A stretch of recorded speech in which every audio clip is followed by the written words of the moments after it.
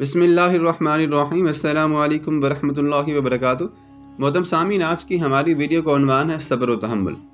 نبوت سے قبل حضرت شعیب علیہ السلام کے ہاں حضرت موسیٰ علیہ السلام بکریاں چرایا کرتے تھے۔ ایک دن ایک بکری ریوڑ سے الگ ہو کر کہیں کھو گئی۔ حضرت موسیٰ علیہ السلام جنگل میں اسے آگے پیچھے تلاش کرتے ہوئے بہت دور نکل گئے۔ اس سے آپ علیہ السلام کے پاؤں مبارک پر ورم آ گئے اور زخمی بھی ہو گئے۔ بکری تھک ہار کر ایک جگہ پر کھڑی ہوگی، تب کہیں جا کر حضرت موسیٰ علیہ السلام کے ہاتھ میں آئی۔ آپ علیہ السلام نے اس پر بجائے غصہ اور زد و کوب کرنے کے اس کے ارد گرد کی گرد جھاڑی اور اس کی پشت اور سر پر ہاتھ پھیرنے لگے۔ ماں کی ممتا کی طرح اس سے پیار کرنے لگے۔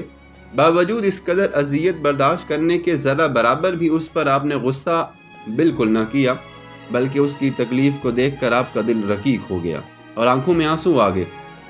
بکری سے کہنے لگے، فرض کیا تجھ کو مجھ پر رحم نہیں آیا، اس لیے تو نے مجھے تھکایا اور پریشان کیا، لیکن تجھے اپنے اوپر رحم کیوں نہ آیا؟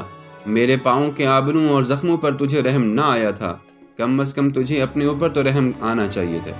اسی وقت ملائکہ سے اللہ تبارک و تعالیٰ نے فرمایا کہ نبوت کے لیے حضرت موسیٰ علیہ السلام زیبا ہیں۔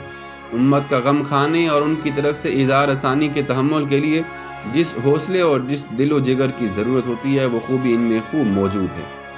نبوت سے قبل تقریباً کئی نبیوں نے علیہ السلام نے بکریاں چرائیں۔ ان کی حکمت یہ تھی تاکہ بکریوں کے چرانے سے انبیاء کرام علیہ السلام کا صبر اور وقار ظاہر ہو جائے۔ یہ بکریوں کی چرواہی صبر و حلم کی عادت پیدا کرتی ہے، کیونکہ بکریاں اکثر مختلف جانیں بکھر جاتی ہیں، ان کے جمع رکھنے اور نگرانی میں پریشانی ہوتی ہے۔